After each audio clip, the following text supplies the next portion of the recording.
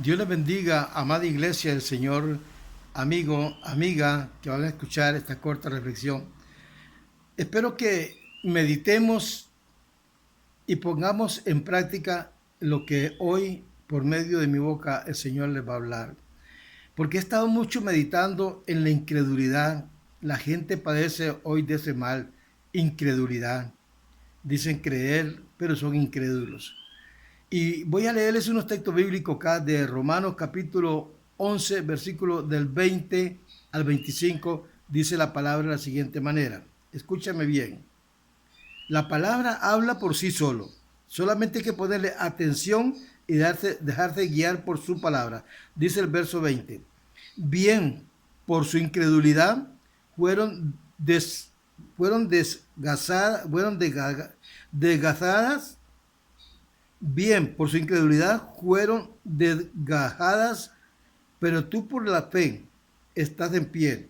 Así que no te hastes, sino teme, porque si Dios no perdonó a las ramas naturales, a ti tampoco te perdonará.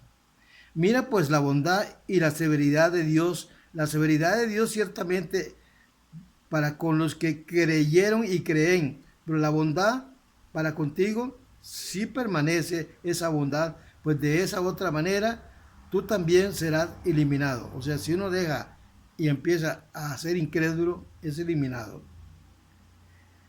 El verso 25 me llama poderosamente la atención que dice, el verso 24 dice, si tú fuiste cortado del que por naturaleza es olivo silvestre, contra naturaleza y fuiste injertado en el buen olivo.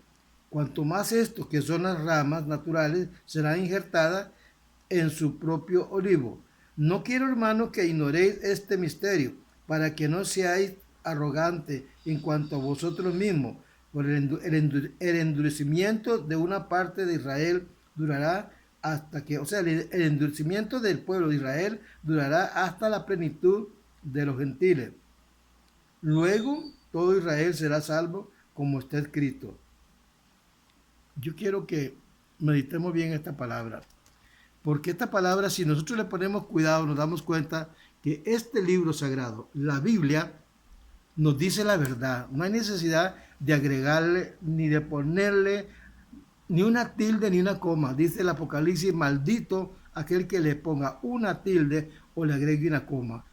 Y aquellas personas incrédulas que por favor mediten en lo que están haciendo, porque más adelante van a llorar.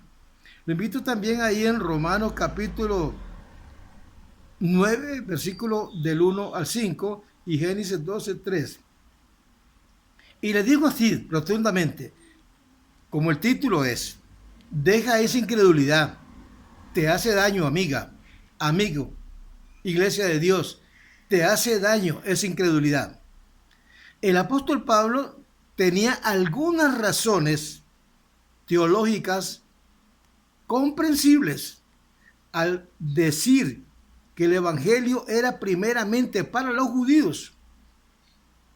Él tenía sus razones y razones personales, porque él fue maestro de la ley, fue instruido por Gamaliel, un gran hombre de la ley, y fue un gran filósofo y teólogo de las escrituras del Antiguo Testamento.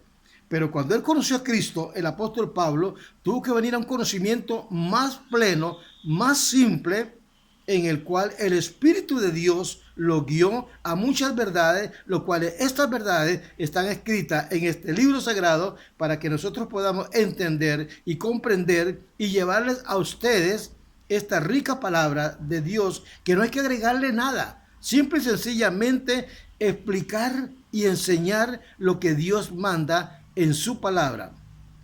Pablo era judío, por eso tenía sus razones, porque él era judío y hebreos de los hebreos, así dice su palabra.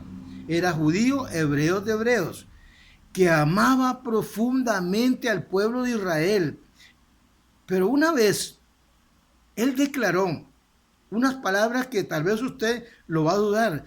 Él dice que renunciaría a sus propias salvación, escúcheme bien, que renunciaría a su propia salvación con tal de que su pueblo judío siguiera a Jesús, porque él estaba convencido que Jesús era el Hijo de Dios y que Jesús era el único camino que podía llevarlo al cielo. Entonces él dijo, renunciaría yo si mi pueblo de Israel siguiera al Mesías, al Hijo de Dios, Jesucristo.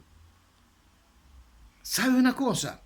El apóstol Pablo recordaba muy bien el pacto que Dios hizo con Abraham allá en Génesis 12:3. Él sentía un gran dolor en su corazón, como su pueblo se había olvidado de aquel que habló con Abraham, de aquel que escogió a Abraham como su progenitor, porque Abraham fue escogido como progenitor del pueblo de Israel. Esto lo sabe el pueblo de Israel, pero lo habían dejado a un lado. Y Dios los escogió a este hombre, Abraham, como su progenitor, no solamente para bendecir al pueblo de Israel, sino que para protegerlos, para guiarlos, para cuidarlos. Y a través de ellos, muchas naciones iban a conocer al Dios verdadero, creador de los cielos y de la tierra, es el cual nosotros hoy estamos pregonando que ese Dios ha llegado a nosotros y está en nosotros para hoy llevar estas buenas nuevas. Amigos, amigas, Iglesia de Dios, si este pueblo judío hubiera sido fiel a la comisión de Dios, le hubiera sido leal a Dios en esa época del Antiguo Testamento, ¿no creen ustedes que la historia habría sido diferente? ¿No lo creen? Bueno, muchos judíos que ahora no entienden ni entendieron antes por qué la historia en Israel cambió tan rotundamente.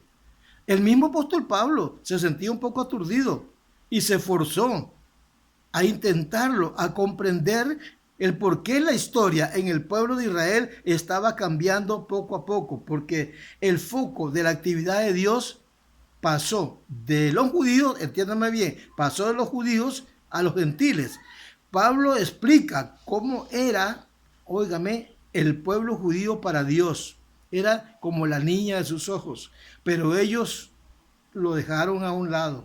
Ellos lo abandonaron. Entonces, como árbol, Pablo explica que como árbol de olivo cuyas ramas naturales tuvieron que ser arrancadas y ramas silvestres tuvieron que ser injertadas. Es el pueblo que no es judío. Los gentiles, nosotros fuimos injertados. ¿Por qué? Por la incredulidad del pueblo de Israel.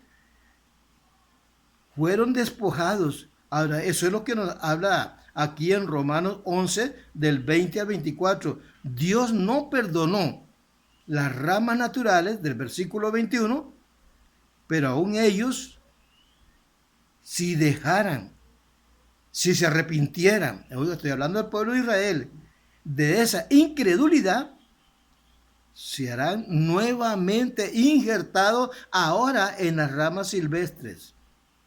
En el versículo 23, el apóstol Pablo profetiza algo que me llamó poderosamente la atención. El versículo 23, Pablo de Romanos 11, profetiza Pablo que hasta la llegada y la plenitud de los gentiles, Israel sería salvo. El que se arrepintiera, el que dejara su arrogancia, el que dejara su altivez de ser que era hijo escogido por Dios y que no había nadie sobre ellos, porque ahora nosotros somos escogidos por Dios.